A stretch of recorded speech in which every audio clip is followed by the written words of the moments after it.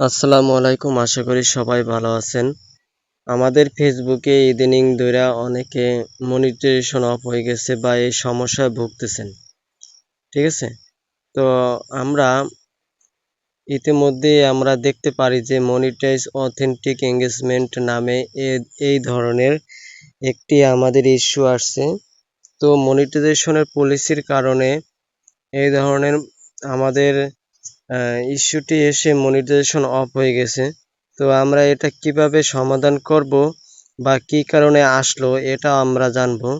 যদি ফেসবুক নিজ থেকে যদি দিয়ে থাকে আমাদের, সেক্ষেত্রে এটা অটোমেটিকভাবে কয়েকদিন পর চলে যেতে পারে। আর যদি আপনার নিজ থেকে যদি আপনার পুলিশের ভঙ্গ কারণে যদি আসে, সেক্ষেত্রে আপনাকে যে পদক্ষেপগুলো নিতে হবে সেই বিষয়গুলো আমরা আজকে জানব। তো এটি জানার জন্য আমরা ক্রোম ব্রাউজারে যাব। ক্রোম ব্রাউজারে আসার পর লিখব প্রিয় টপিক। আমরা প্রিয় টপিক সার্চ করব। লেখার পর দেখতে পারবেন প্রিয় টপিক নামে এই ওয়েবসাইটে ঢুকবেন।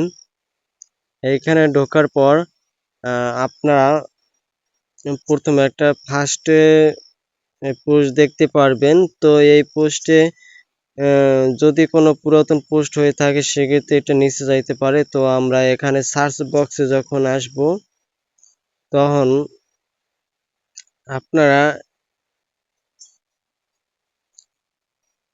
এই সার্চ বক্সে লিখবেন মনিটাইজ অথেন্টিক এঙ্গেজমেন্ট। এইটা লেখার পর আপনারা এরকম একটা পোস্ট দেখতে পারবেন। তো এই পোস্টের উপরে ক্লিক দিবেন।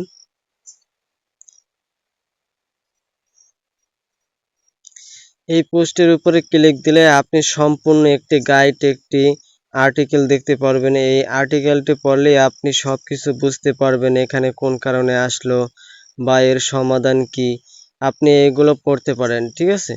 তো এইভাবে নিয়ম মেনে আপনি যদি কাজ করতে পারেন, সেক্ষেত্রে চলে যাবে। আর কথা হচ্ছে, আপনি নিয়মিতভাবে অর্গানিক বা পলিসি নিয়ম মেনে চলবেন, সেক্ষেত্রে এটা কয়েকদিনের ভিতরেই চলে যেতে পারে। বাট কথা হচ্ছে, আপনাকে 2-1 দিন পর পর রিপোর্ট করতে হবে। ঠিক আছে?